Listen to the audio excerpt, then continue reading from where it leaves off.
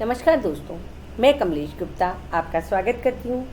आज मैं आपके लिए मुंशी प्रेमचंद द्वारा लिखी कहानी जुगनू की चमक, जो कि पंजाब के राजा रणजीत सिंह की रानी चंद्रकुंवारी के बारे में लिखा गया है कि चंद्रकुंवारी कितनी वीरांगना थी, उसके बारे में ये कहानी लिखी गई है। और हमारी इस कहानी का जो शीर्षक है वो है जुगनू की चमक। पंजाब के सिंह राजा रणजीत सिंह थे, वो संसार से चल चुके थे, यानी उनकी मृत्यु हो चुकी थी। वे राज्य के प्रतिष्ठित पुरुष थे और उनके द्वारा राज्य का बहुत ही उत्तम प्रबंध चल रहा था। परस्पर द्वेष और अनबन के कारण वो मर मिटे थे। राजा रणजीत सिंह का बनाया हुआ सुंदर किंतु खोखला भवन अब नष्ट हो चुका था। उनके कुंवर दिलीप सिंह अभी इंग्लैंड में थे और उनकी रानी चंद्रकुंवारी थी, जो कि चुनार के दुर्ग में थी। रानी चंद्रकुंवरी ने विनष्ट होते हुए इस राज्य को बहुत संभालना चाहा, किंतु वे शासन की प्रणाली नहीं जानती थी और कूटनीति ईर्ष्या की आग भड़काने के सिवा और क्या कर सकती है। रात के 12 बजे थे। रानी चंद्रकुंवरी अपने निवास स्थान के ऊपर छत पर खड़ी गंगा की ओर देख रही थी और सोच रही थी, देखो इस गंगा की लहरें क्यों इस प्रकार स्वतंत्र है। आज तक इन्होंने कितने गांव और नगर डुबोए हैं, कितने जीव जंतु और द्रव्य को ये निगल गई, किंतु फिर भी कितने स्वतंत्र है। कोई इन्हें बंद नहीं करता। क्यों? इसलिए ये न कि वे बंद नहीं रह सकती, यदि उन्हें बंद करेंगे तो वे गरजेंगी और बल खाएंगी और बांध के ऊपर चढ़कर उसे नष्ट कर देगी और अपने जोर से उसे बहाकर ले जाएगी। यह सोचते विचारते रानी गादी पर लेट गई और उसकी आंखों के सामने पूर्व अवस्था की स्मृतियां मनोर स्वप्न की भांति आने लगी। कभी उसकी भौं की मरोड़ तलवार से भी अधिक तीव्र होती थी, तो कभी उसकी मुस्कुराहट बसंत की सुगंधित समीर से अधिक प्राण पोषक। किंतु हाय, अब इनकी शक्तिहीन अवस्था को पहुंच गई। अगर रानी रोए तो अपने को सुनाने के लिए और हंसे तो अपने को ही बहलाने के लिए। यदि बिगड़े तो किसी का क्या बिगाड़ सकती है और प्रसन्न हो तो किसी का क्या बना सकती है। आज रानी और बांदी में क्या अंतर है।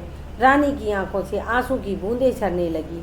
जो कभी विष से अधिक प्राणनाशक और अमृत से अधिक अनमोल थी, वह रानी इसी भांति अकेली निराश कितनी बार रोई, जबकि आकाश के तारों के सिवा कोई और वहां देखने वाला न था। इसी प्रकार रोते रोते रानी की आंख लग गई। उसका प्यारा कलेजे का टुकड़ा कुंवर दिलीप सिंह, जो कि इंग्लैंड में था, जिसमें उसके प्राण बसते थे, उदास मुखों आकर खड़ा हो गया।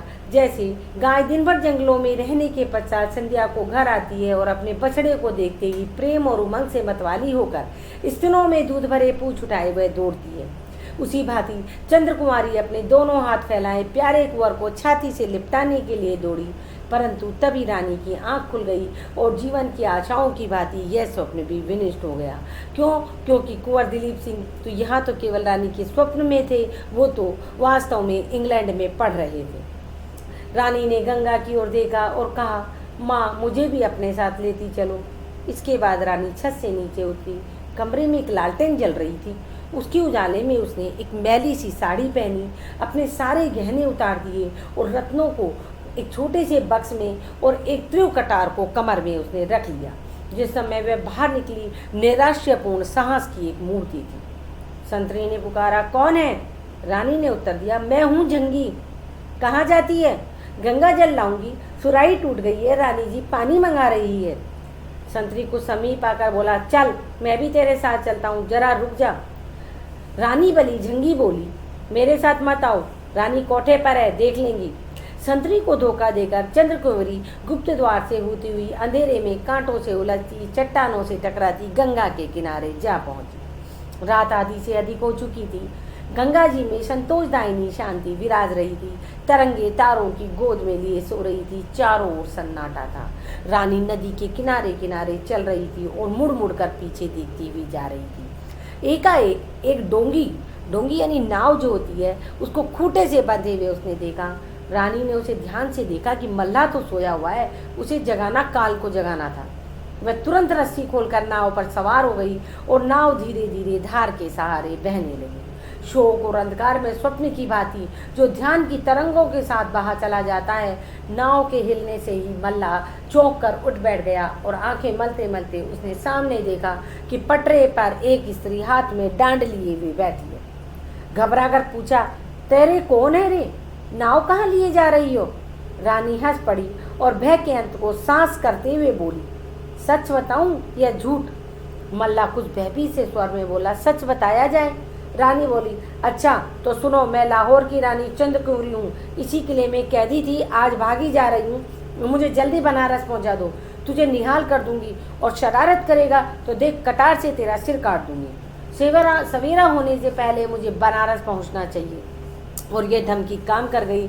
मल्ला ने विनीत भाव से अपना कंबल बिछा दिया और तेजी से डांड चलाने लगा। किनारे के वृक्ष और ऊपर जगमगाते हुए तारे साथ साथ दौड़ने लगे। प्रातःकाल चुनार के दुर्ग में प्रत्येक मनुष्य अचंभित और व्याकुल था। संतरी, चौकीदार, दासियां, बांदियां सब सिर नीचे किए दुर्ग के स्वामी के सामने उपस्थित थे। सबका अन्वेषण हो रहा था, परंतु रानी का कुछ पता न चल रहा था। उधर रानी बनारस पहुंच गई, परंतु वहां पहले से ही पुलिस और सेना का एक जाल बिछा हुआ था। नगर के सारे नाके बंद थे। रानी का पता लगाने के लिए एक बहुमूल्य पारितोषिक की सूचना भी दी गई थी। बंदी गृह से निकलकर रानी को ज्ञात हो गया कि वह ओरदड़ कारागार में आ चुकी है। दुर्ग में प्रत्येक मनुष्य उसका आज्ञाकारी था और दुर्ग का स्वामी भी उसे सम्मान की दृष्टि से देखता था। किंतु आज वह स्वतंत्र है, लेकिन उसके होठ बंद है। उसे सभी स्थानों पर शत्रु दिख पड़ते थे। पंख रहित पंछी को पिंजरे के कोने में ही सुख है। पुलिस के अफसर प्रत्येक आने जाने वालों को ध्यान से देखते थे, किंतु उस भिखारिन की ओर किसी का ध्यान नहीं जा रहा था, जो एक फटी साड़ी पहने यात्रियों के पीछे पीछे धीरे धीरे सिर झुकाए गंगा की ओर चली आ रही है। न वह चौंकती है, न वह हिचकती है, न घबराती है। इस भिखारिन की नसों में रानी का रक्त बह रहा है। यहाँ से भिखारिन ने अब अयोध्या की राह ली। दिन भर विकट मार्गों पर चलती और रात को किसी सुनसान स्थान पर लेटी रहती। मुख पूरा पीला पड़ गया, पैरों में छाले पड़ गए और रानी का फूल सा बदन कुमला गया।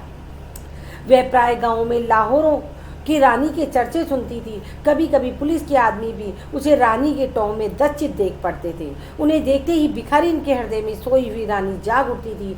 वह उठाकर उन्हें घृणा दृष्टि से देखती और शोक और क्रोध से रानी की आंखें जलने लगती थी। एक दिन अयोध्या के समीप पहुंचकर रानी एक वृक्ष के नीचे बैठी हुई थी। उसने कमर से कटार निकालकर सामने रख दी।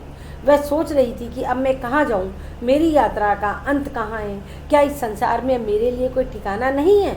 वहाँ से थोड़ी दूर पर आमों का एक बहुत बड़ा बाग था। उसमें बड़े बड़े डेरे और तंबू गड़े हुए थे। कुछ एक संतरी चमकीली वर्दियाँ पहने वहाँ ठहल रहे थे। कई घोड़े वहाँ बंधे हुए थे। रानी ने इस राशि ठाट बाट को शोक की दृष्टि से देखा। वह एक बार वह भी कश्मीर गई थी। उसका पड़ाव इससे भी कहीं बड़ा था। बैठे बैठे संध्या हो गई। रानी ने वहीं रात काटने का निश्चय किया। इतने में एक बूढ़ा मनुष्य वहाँ ठहलता हुआ आया और उसके समीप आकर के खड़ा हो गया। ऐठी हुई दाढ़ी थी, शरीर में सटी हुई चपकन थी, कमर में तलवार लटक रही थी। उस मनुष्य को देखते हुए रानी ने तुरंत कटार उठाकर कमर में खोस ली। सिपाही ने तीव्र दृष्टि से पूछकर उसे देख करके पूछा, बेटी कहाँ से आ रही हो? रानी ने कहा, बहुत दूर से। सिपाही ने फिर पूछा, कहाँ जाओगी? रानी बोली, कह नहीं सकती, बहुत दूर। सिपाही ने रानी की ओर फिर से ध्यान से देखा और कहा, जरा अपनी कटार तो दिखाओ। रानी कटार संभाल कर खड़ी हो गई। त्रिस्वर में बोली, मित्र हो या शत्रु? ठाकुर ने कहा, मित्र। सिपाही के बातचीत करने के ढंग और चेहरे में ऐसी कुछ विलक्षणता थी कि जिसमें रानी को विवश होकर उसके ऊपर विश्वास करना पड़ा।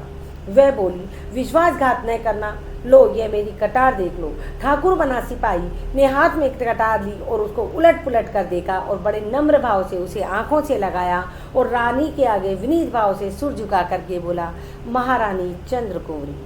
रानी ने करुण स्वर से कहा, नहीं, अनाथ भिखारी हूँ।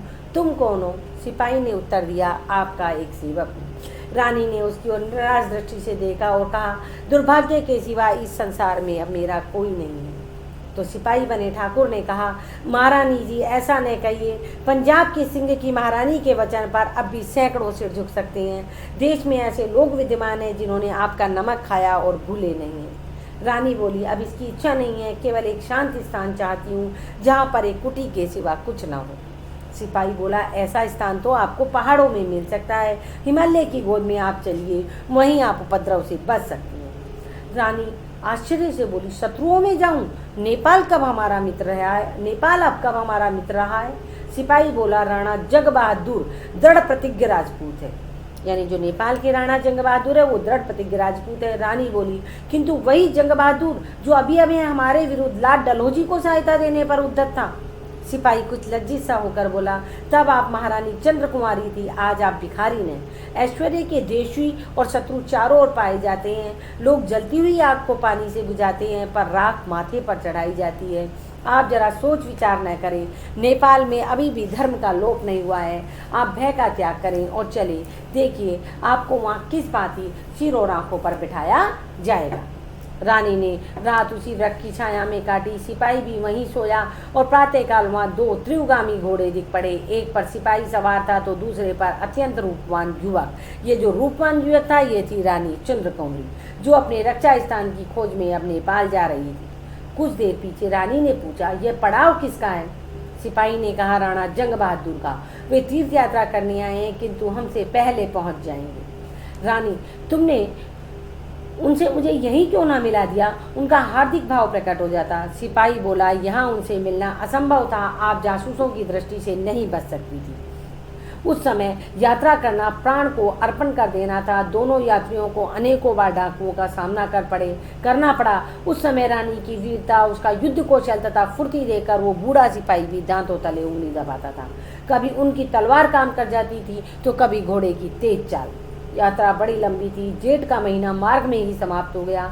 वर्षा ऋतु आई, आकाश में मेघमाला छाने लगी, सूखी नदियां उतरा चली, पहाड़ी नाले गरजने लगी। न नदियों में नाव, न नालों पर घाट, किंतु घोड़े सधे हुए थे। स्वयं पानी में उतर जाते, डूबते, उतराते, बहते और भंवर खाते पार पहुंच जाते थे। एक बार बिच्छू ने कछुए की पीठ पर नदी की यात्रा की थी। यह यात्रा उससे कम भयानक न थी। कहीं ऊंचे ऊंचे साखू और महुओं के जंगल थे, कहीं हरे भरे जामुन के वन। उनकी गोद में हाथियों और हिरनियों के झुंड किलोल कर रहे थे। ध्यान की क्यारियां पानी से भरी थी। किसानों की स्त्रियां धान रोपती थी और सुहावने गीत गाती थी। कहीं उन मनोहारी ध्वनियों के बीच में खेत की मेड़ों पर छाते की छाया में बैठे हुए जमींदारों के कठोर शब्द सुनाई देते थे। इन सब के बीच से होते हुए रानी और वो बूढ़ा सिपाही यात्रा के कष्ट सहते हुए अनेकानेक विचित्र दृश्य देखते हुए दोनों यात्री तराई पार कर नेपाल की भूमि में प्रविष्ट हो गए। अब प्रातःकाल का सुहाना समय था। नेपाल के महाराजा सुरेंद्र विक्रम सिंह का दरबार सजा हुआ था। राज्य के प्रतिष्ठित मंत्री अपने अपने स्थान पर बैठे हुए थे। नेपाल ने एक बड़ी लड़ाई के पश्चात तिब्बत पर विजय पाई हुई थी। इस समय संधि की शर्तों पर विवाद छिड़ा हुआ था। अब कोई युद्ध व्यय का इच्छुक था तो कोई राज्य विस्तार का, कोई महाशय वार्षिक कर पर भी जोर दे रहे थे। यानी किस तरीके का दरबार था जिसमें कई तरीके के वाद विवाद होने थे। आज केवल राणा जंग बहादुर के आने की देर थी। वे कई महीनों के देशाटन के पश्चात आज ही रात को लौटे थे और यह प्रसंग जो है उन्हीं के आगमन की प्रतीक्षा कर रहा था। यानी नेपाल का दरबार था जो राणा जंग बहादुर के आने की प्रतीक्षा कर रहा था। अब मंत्री सभा में उपस्थित किया गया था। तिब्बत के यात्री आशा और भय की दशा में प्रधानमंत्री के मुख से अंतिम निर्णय सुनने को उत्सुक थे, क्योंकि तिब्बत के ऊपर नेपाल ने विजय पा ली थी। नियत समय पर चौकीदार ने राणा के आगमन की सूचना दी। दरबार के लोग उन्हें सम्मान देने के लिए खड़े हो गए। महाराज को प्रणाम करने के पश्चात वे अपने सुसज्जित आसन पर बैठ गए। महाराज ने कहा, राणा जी, आप संधि के लिए कौन सा प्रस्ताव लाना चाहते हैं? राणा ने नम्र व्यवहार से कहा, मेरी अल्प बुद्धि में तो उस समय कठोरता का व्यवहार करना अनुचित है। यानी राणा है जो नेपाल तिब्बत के लोगों के साथ अनुचित व्यवहार नहीं करना चाहते थे। शोकाकुल शत्रु के साथ दयालुता का आचरण करना सर्वथा हमारा उद्देश्य रहा है। मतलब राणा ये कहना चाहते थे, यदि तिब्बत के लोग परेशान हैं तो उनके साथ हमें दयालुता का आचरण करना चाहिए। और क्या इस अवसर पर स्वार्थ के मोह में हम अपने बहुमूल्य उद्देश्य को भूल जाएंगे? हम ऐसी संधि चाहते हैं जो हमारे हृदय को एक कर दे। यदि तिब्बत का दरबार हमें व्यापारिक सुविधाएं प्रदान करने को कटिबद्ध है तो हम संधि करने के लिए सर्वथा उद्यत है। मंत्रिमंडल में विवाद प्रारंभ हो गया। सबकी सम्मति इस दयालुता के अनुसार न थी जो कि राणा जंग बहादुर चाहते थे। किंतु महाराजा सुरेंद्र विक्रम सिंह ने राणा का समर्थन किया। यद्यपि अधिकांश सदस्यों को शत्रु के साथ ऐसी नरमी पसंद न थी, तथापि महाराज के विपक्ष में बोलने का किसी का साहस न हुआ। यात्रियों के चले जाने के बाद राणा जंग बहादुर ने खड़े होकर कहा, सभा में उपस्थित सज्जनों, आज नेपाल के इतिहास में एक नई घटना होने वाली है जिसे मैं आपकी जातीय नीतिमत्ता का परीक्षा समझता हूँ। आप इसमें सफल होना आपके ही कर्तव्य पर निर्भर है। आज राज्यसभा में जब मैं आ रहा था तो मुझे यह आवेदन पत्र मिला जिसे मैं आप सज्जनों की सेवा में पेश करता हूँ। निवेदक ने तुलसीदास की ये चौपाइयाँ लिखी है, आपतकाल परखिए चारी, धीरज धर्म मित्र अरुणारी। यानी कि ये जो तुलसीदास जी की लिखी हुई जो पंक्तियां हैं, ये चौपाई है, इसको राणा जंग बहादुर ने नेपाल की सभा में सुनाया। आपतकाल परखिए चारी, धीरज धर्म मित्र अरुणारी। महाराज ने पूछा राणा जी से कि ये पत्र किसने भेजा है। राणा जी बोले, एक भिखारिन ने। महाराज ने पूछा, भिखारिन कौन है। राणा जी बोले, महारानी चंद्रकुंवरी। कड़बड़ खत्री एक वहाँ का मंत्री था। उसने आश्चर्य से पूछा, जो हमारी मित्र अंग्रेजी सरकार के विरुद्ध होकर यहाँ भाग आई है। राणा जंग बहादुर ने लज्जित होकर कहा, जी हाँ, हम इसी विचार को दूसरे शब्दों में प्रकट कर सकते हैं।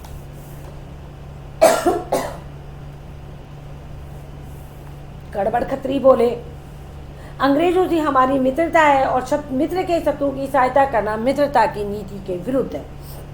तभी जनरल शमशेर बहादुर ने कहा, ऐसी दशा में इस बात का भय है कि अंग्रेजी सरकार से हमारे संबंध न टूट जाएं।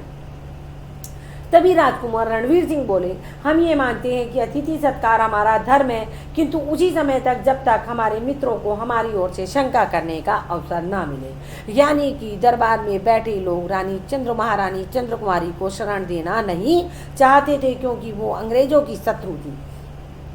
इस प्रसंग पर यहाँ तक मतभेद तथा वाद विवाद हुआ और एक शोर सा मच गया और कई प्रधान तो यह कहते हुए सुनाई दिए कि महारानी का इस समय देश में आना कदापि मंगलकारी नहीं हो सकता। तभी राणा जंग बहादुर उठे और उनका मुख लाल हो गया। उनके सद्विचार क्रोध पर अधिकार जमाने के लिए व्यर्थ प्रयत्न कर रहा था। वे बोले, भाइयों, यदि इस समय मेरी बातें आप लोगों को अत्यंत कड़ी जान पड़े तो मुझे क्षमा कर दीजिएगा, क्योंकि अब मुझ में ज़्यादा सुनने की शक्ति नहीं रही है। अपनी जातीय सासीनता का यह लज्जाजनक दृश्य मुझसे देखा नहीं जाता। यदि नेपाल के दरबार में इतना भी साहस नहीं है कि वे अतिथि सत्कार और सहायता की नीति को निभा सके, तो मैं इस घटना के संबंध में सब प्रकार का भार अपने ऊपर लेता हूँ। दरबार अपने को इस विषय में निर्दोष समझे और इसकी सर्वसाधारण में घोषणा कर दे। यानी कि राणा जंग बहादुर कहना चाहते थे, महारानी का आतिथ्य मैं स्वीकार करूँगा, चाहे नेपाल उसके लिए मुझे दोषी साबित कर दे। तभी कड़बड़ खत्री गर्म होकर बोले, यह घोषणा देश को भय से रहित नहीं कर सकती है। यानी आप रानी का आतिथ्य करेंगे महारानी का, तो क्या अंग्रेज हमारे देश को छोड़ देंगे। राणा जंग बहादुर ने क्रोध से होठों को चबा लिया, किंतु संभल कर कहा, देश का शासनभार अपने ऊपर लेने वालों की ऐसी अवस्थाएं अनिवार्य हैं। हम उन नियमों से जिनका पालन करना कर्तव्य है मुंह नहीं मोड़ सकते। अपनी शरण में आए हुए का हाथ पकड़ना और उनकी रक्षा करना राजपूतों का धर्म है। हमारे पूर्व पुरुष सदा इस नियम पर, धर्म पर प्राण देने को उद्यत रहते थे। अपने माने हुए धर्म को तोड़ना एक स्वतंत्र जाति के लिए लज्जास्पद है। अंग्रेज हमारे मित्र हैं और अत्यंत हर्ष का विषय है कि वे बुद्धिशाली मित्र हैं, लेकिन महारानी चंद्रकुमारी को अपनी दृष्टि में रखने से उनका उद्देश्य केवल यह था कि उपद्रवी लोगों के गिरोह का कोई केंद्र शेष न रहे। यदि उनका यह उद्देश्य भंग न हो तो हमारी ओर से शंका न होने का कोई ना कोई अवसर है और न ही हमें उन्हें लज्जित करने की कोई आवश्यकता। कड़बड़ खत्री बोले, तो महारानी चंद्रकुमारी यहाँ किस प्रयोजन से आई है। राणा जंग बहादुर ने कहा, वह केवल एक शांत प्रिय सुख स्थान की खोज में आई है, जहाँ रानी अपनी दुर्अवस्था की चिंता से मुक्त होने का रानी को अवसर मिले। वह ऐश्वर्यशाली रानी जो रंग महलों में सुख विलास करती थी, जिसे फूलों की सेज पर भी चैन न मिलता था, आज वह सैकड़ों कोस से अनेक प्रकार के कष्ट सहन करती, नदी नाले पहाड़ जंगल शांति हुई, यहाँ केवल एक रक्षित स्थान की खोज में आई है। उमड़ी हुई नदियों और उबलते हुए नाले, बरसात के दिन, इन दुखों को आप लोग जानते हैं और ये सब उसी रक्षित स्थान के लिए, उसी एक भूमि के टुकड़े की आशा में। किंतु हम ऐसे स्थानहीन हैं जो उनकी एक अभिलाषा भी पूरी नहीं कर सकते। उचित तो यह था कि उतनी सी भूमि के लिए हम अपना हृदय फैला देते, सोचिए कितने अभिमान की बात है कि एक आपदा में फंसी हुई रानी अपने दुख के दिनों में जिस देश को याद करती है वही पवित्र देश है। महारानी चंद्र कुमारी को हमारे लिए इस अभयप्रद स्थान पर हमारी शरणागतों की रक्षा पर पूरा भरोसा था और वही विश्वास उन्हें यहाँ तक लेकर आया है। इसी आशा पर कि पशुपतिनाथ की शरण में मुझे अवश्य शांति मिलेगी।